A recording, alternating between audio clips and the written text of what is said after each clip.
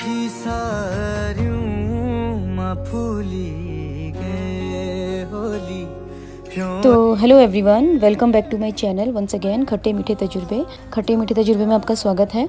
तो आज का तजुर्बा कुछ अलग होने वाला है। आज हम बड़ी अच्छी सी कहानी सुनेंगे फुलदेई के बारे में। तो आज मैं आपको बताऊंगी फुलदेई की कहानी। और उससे पहले अगर आप लोगों ने मेरे चैनल को सब्सक्राइब नहीं किया है तो please subscribe to my channel. तो जैसा कि आप लोग सब देख रहे हो, अपने कुमाऊं में तो फुलदेई जो मनाते हैं वो ऐसे ही मनाया जाता है। बच्चे जो है घर की देरी के अंदर फूल डालते हैं पूरे गाँव में जाके। पर गढ़वाल में ये थोड़ा सा डिफरेंट तरीके से मनाया जाता है। गढ़वाल में इसको और ज्यादा अच्छे तरीके से मनाया जाता है। एक्चुअली उत्तराखंड के दो पार्ट्स हैं, गढ़वाल और कुमाऊं। हम कुमाऊनी लोग तो इसको बहुत सिंपल तरीके से एक ही दिन में मनाते हैं, बट गढ़वाल में बहुत प्यारे तरीके से इसको मनाया जाता है।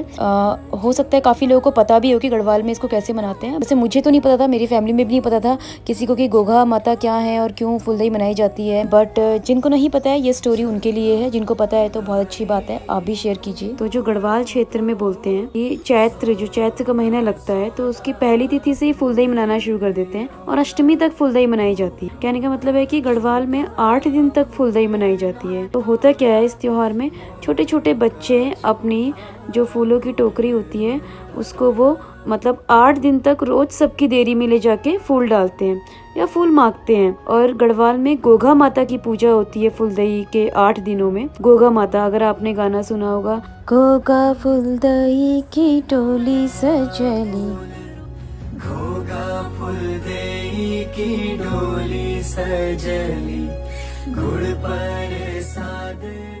ये इसीलिए बोला जाता है, जो फुलदेई वाला गाना जो है, गोगा माता की इसमें पूजा की जाती है। और जय गोगा माता फ्योली फ्योल जय पया पात, ऐसे करके इसकी पूजा की जाती है। तो इसके पीछे एक बहुत ही अच्छी सी कहानी है, ये कहानी मैं आपको बताना चाहती हूँ। तो होता क्या है, बहुत टाइम पहले एक गोगाजीत करके एक राजा हुआ करता था, उसका नाम था गोगाजीत। तो वो बड़ा ही धार्मिक राजा था। तो उसके बाद बोलते हैं कि उसकी एक बेटी हुई जो बड़ी ही तेजस्वी और अलग टाइप की लड़की थी। वो नॉर्मल इंसान नहीं थी, वो थोड़ा अलग लड़की थी। तो राजा ने उसका अपनी बेटी का नाम गोगा रखा। तो राजा की जब बेटी हुई, उसका नामकरण हुआ, तो ज्योतिष ने उसको बोला कि ये लड़की ना साधारण लड़की नहीं है, ये थोड़ा अलग है, ये औरों से अलग है, तुम्हारी बिटिया जो है। वो बोलता है ठीक है। तो वो देखता धीरे धीरे जब लड़की बड़ी होती है, वो एक बहुत ही ज्यादा नेचर लवर वो लड़की होती है, प्रकृति को बहुत ज्यादा प्यार करती है। पेड़ पौधे, फूल, जानवर, मतलब चिड़िया, इन सब से बहुत प्यार करती है। मतलब वो प्रकृति से बहुत प्यार करती है, प्रकृति प्रेमी होती है वो लड़की। तो वो राजा को वो साधु या वो ज्योतिष बोलते हैं, और जैसे ही 10 साल की तुम्हारी लड़की होगी तुम्हें छोड़ के चली जाएगी, ऐसा उसको ज्योतिष पहले ही बता देते हैं राजा को। तो राजा बोलता है बट ठीक है, धीरे धीरे समय बीतता है, वो भूलता रहता है। तो गोगा जैसे जैसे बड़ी होती है तो वो देखता है कि वो बाकी बच्चों से काफी अलग है। बाकी बच्चे खेलते हैं, कूदते हैं, बट वो प्रकृति के साथ वो अपना उसका अलग ही रहता है। पेड़ पौधों के साथ, तितलियों के साथ, वो इन्हीं सब में वो बिजी रहती थी, इन्हीं सब के साथ वो खेला करती थी। तो जब वो थोड़ा बड़ी हुई गोगा, तो उसके महल में एक बांसुरी रखी हुई थी। तो बताते हैं कि उसने जब वो बांसुरी बजाई तो वो बांसुरी की धुन सुनकर सारे पशु पक्षी जो भी थे,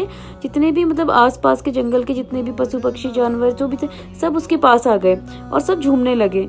मतलब इतनी मिठास थी उसकी बांसुरी में कि सब मोहित हो गए। तो ऐसे बोलते हैं प्रकृति से उसको एक अलग ही लगाव था। मतलब और जब उसने बांसुरी बजाई तो एक अलग ही खुशियों की लहर सी आ गई पूरी उसमें। मतलब बोलते हैं प्यूली खिल गई, जो फूल खिल गए। प्यूली एक फूल को बोला जाता है।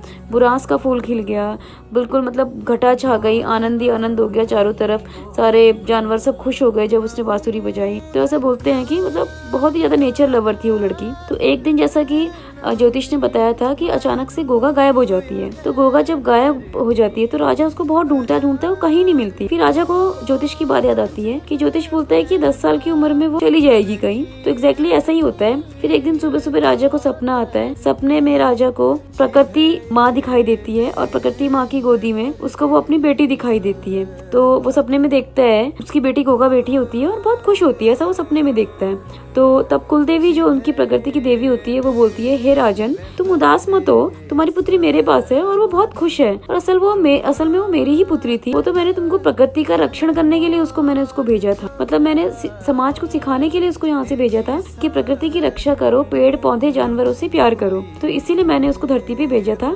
बाकी वो मेरी पुत्री है, मैंने वापस ले ली है। तो ऐसे के लिए ऐसा वो प्रकृति माँ उसको बोलती है कि इसी का एहसास दिलाने के लिए गोगा को मैंने तुम्हारे पास भेजा था। और वो ऐसा वरदान देती है राजा को कि अगले वर्ष की मतलब जब भी अगले साल से वसंत की चैत्र मास आएगी, मतलब चैत का महीना जो ये महीना चल रहा है, तो इस महीने की अष्टमी को हमेशा गोगा माता की पूजा की जाएगी, मतलब उस लड़की की पूजा की जाएगी। और सारे बच्चे प्योली और बुरास की फूल लेके छोटी छोटी टोकरियों में डाल के सबके घरों में जाके फूल डालेंगे और गोगा माँ का डोला सजाएंगे। तो इसीलिए गोगा माँ का डोला सजाया जाता है गढ़वाल में, बड़ा सुंदर सा डोला सजाया जाता है और बच्चे लोग गाना गाते हैं गोगा माता के लिए, मतलब। और वो जो चावल इकट्ठी करके लाते हैं, उसकी खीर बनाते हैं, उसका जैसे मैंने बताया था कि मीठा हलवा बनाते हैं, ताकि ये प्रकृति की जो सुंदरता है वो हमेशा बनी रहे। तो बड़ी ही प्यारी कहानी थी इसके पीछे, और मुझे भी ये अभी कुछ टाइम पहले ही पता लगी है, तो मैंने सोचा आप लोगों के साथ शेयर की जाए। काफी लोगों को ये कहानी पता भी होगी, पर जिनको ये नहीं पता है ये उनके लिए थी। बाकी थैंक यू सो मच, और मुझे भी जिसने ये कहानी बताई है उसको भी बहुत सारा थैंक यू।